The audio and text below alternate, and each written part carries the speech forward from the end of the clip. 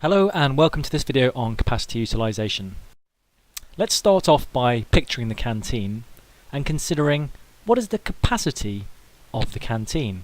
Well, let's assume the canteen can sit 200 people. It has the maximum capacity of 200. And if we then assume that 180 students are actually seated in the canteen, how much of the canteen's capacity is being used? 90% of the seats are taken, so 90% of the canteen's capacity is being used. Would that be good for the canteen or bad for the canteen? Depends on your point of view. And that's what we're going to look at in this video today. We're going to look at what is meant by capacity and capacity utilisation for a business. There are some calculations involved, then we're going to look at the implications of under and over capacity utilisation and how capacity utilisation can be improved. Let's start off with our definition of capacity. What does this word mean? Well, capacity is how much output a business can achieve in a given period of time. Once you've taken that down, let's have a look at some examples. So let's consider a first example, the capacity of a plane. What is the maximum output, number of people that it could carry? Well, it would be determined by the number of seats within the plane. So a capacity of a plane might be something like 280. What about the Emirates Stadium? What's the capacity? Well, this is a well-used phrase in football, capacity. Well, the capacity is the total maximum number of people that they can provide for, the number of seats. What might be the capacity of a restaurant? Well, think maybe carefully about this one. Is it the number of seats? Well, actually, it'd probably be the number of people that they could serve in an evening. Often restaurants have 2 sittings, so if they have 50 tables, they might be able to, the capacity might be 100 guests that they can serve. So the capacity is the maximum output or number of customers a business can provide or produce in a period of time. Now, capacity is an important consideration for a business because it can change. So when a machine is having maintenance, if one of your aircraft is having maintenance, your overall capacity is reduced. It's also linked to labour. For example, of a restaurant, if they are working more shifts, then you could potentially serve more customers and increase capacity. Capacity also is a concern for a business because you need to take into account seasonal or unexpected changes in demand. So for example, chocolate factories, they need to be able to make a lot at Easter and a lot for Christmas, and so they need to make sure the output they can produce in a certain period of time is sufficient for those peak periods of time. Likewise, for an ice cream factory, they need to make sure the maximum they can produce is sufficient that they can produce enough, say during a heat wave. So that's capacity. Now we're going to move on to this term, capacity utilisation. If you look at the words, capacity, how much they potentially can produce, and utilisation. If something is being utilised, it's how much is it being used. So our definition of capacity utilisation is the proportion or percentage of a business's capacity that is actually being used over a specific period. Again, there is a formula that we need to know, we need to learn to be able to calculate capacity utilisation. And we calculate it by saying, well, how much is actually being produced? What is the actual level of output? And we divide by how many could possibly be being produced, or the capacity, and we times 100. And the answer, that's right folks, it's a percentage. Let's have a look at an example. This circuit board manufacturer is capable of producing 150,000 units a month. In the latest month, the actual output was 127,500 units. So, what was the capacity utilisation for that month? How much of their capacity was being utilised? Grab your calculators, pause the video, have a go, and let's see if you get it right. Well, the capacity utilisation for that month, using the formula, would be the actual output divided by the maximum potential output or capacity times 100. So in this situation, the business will be operating at a capacity utilisation of 85%. Let's consider some more examples.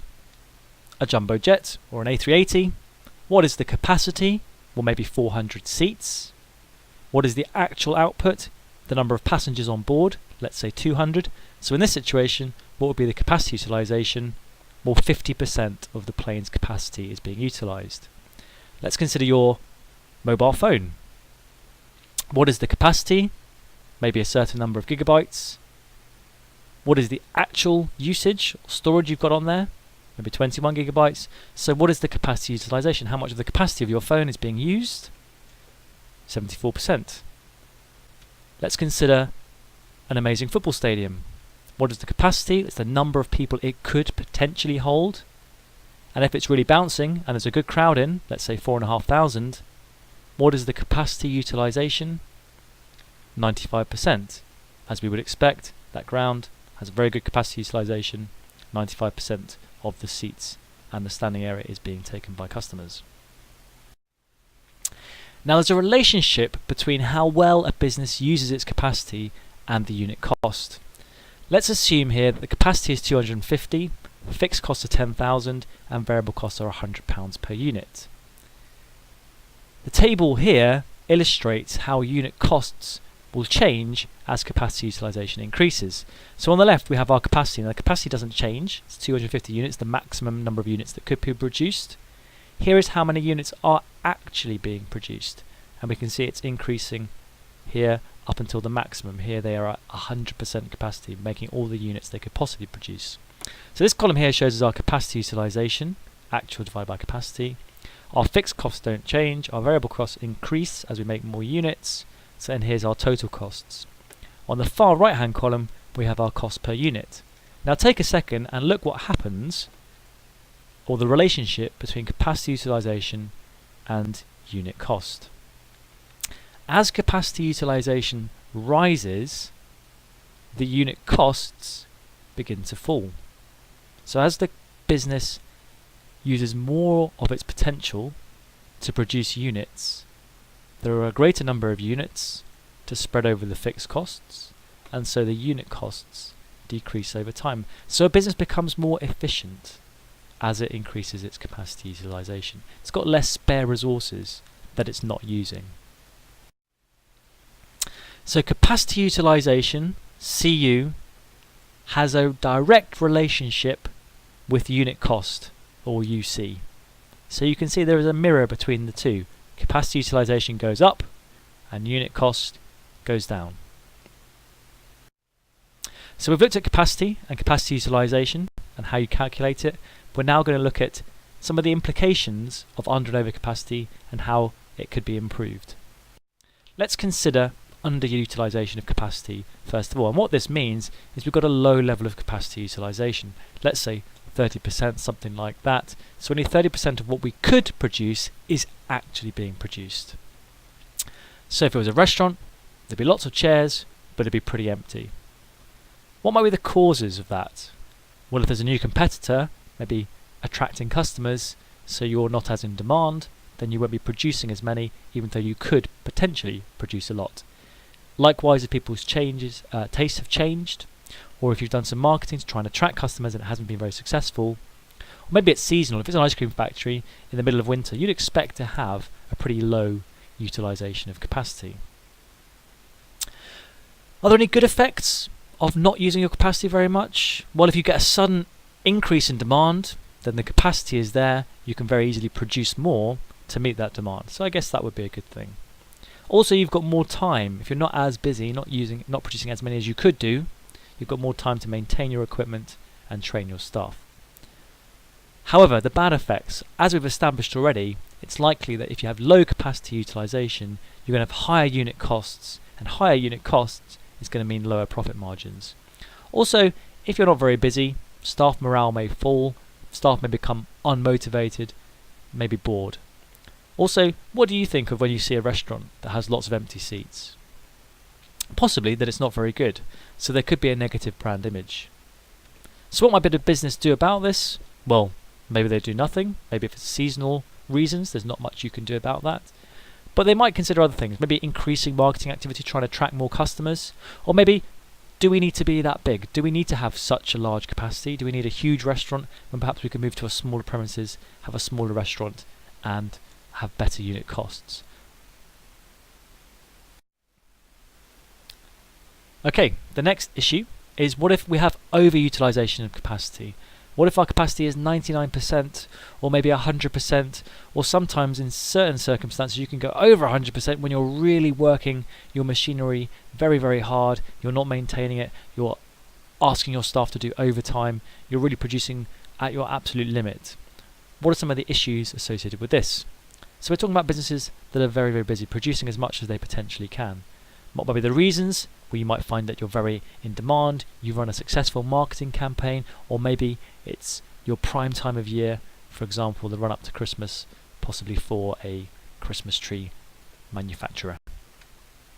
Good effects, well, as we've seen, very busy, high utilization of capacity, low unit costs, so good profitability. The staff maybe feel motivated, good morale because they're very busy, and they feel also that they've got good job security, definitely in demand and a secure job. Bad effects, well, it could be quite stressful. If you're operating at the maximum possible, people are being pushed as hard as they can, then there's maybe stress on staff which might lead to mistakes. You've got to maybe pay them overtime as well for the extra work that they're doing.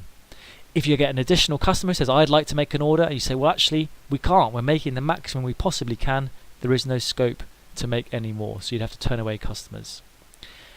The last thing there is, if you're producing the maximum you possibly can, working 24/7, using all your resources, have you got time to maintain your equipment and machines? And what will happen if you don't? So what might you do if you've got very high or overutilization of capacity? Again, you might think it's great, we're busy, do nothing about it, but you could consider something else. Maybe expand capacity. So actually invest in increasing the size of your restaurant, or buying new planes, or moving to a bigger football ground, or buying a larger factory. Perhaps subcontract, and that is where you pay another company to produce some of your products for you. So maybe that would help you if you're really at your limits. We'll pay this other company to make the products for us, and that frees up some time for us to maintain our own equipment, for example. Or perhaps increase price so that you reduce or restrict the amount of orders, the level of demand you have for your products, and so you have a more manageable or sustainable utilization of capacity. So, some final thoughts on capacity. In general, we would say high capacity utilization is better than low, because it implies the business is more efficient and more profitable. Capacity has a cost. If you don't use it, if you have lots of planes with no passengers, if you have a very large restaurant with no customers, if you have a huge football ground with no fans, then there is a cost to that. So you need to try and use your capacity as best as you can as a business. Flexibility is also important. The ability to adjust to meet changes in demand. Being able to scale up capacity or scale down capacity can also be an important factor. So we've looked at capacity utilization, how to calculate it, under and over, and how capacity utilization can be improved. That's all. Thank you.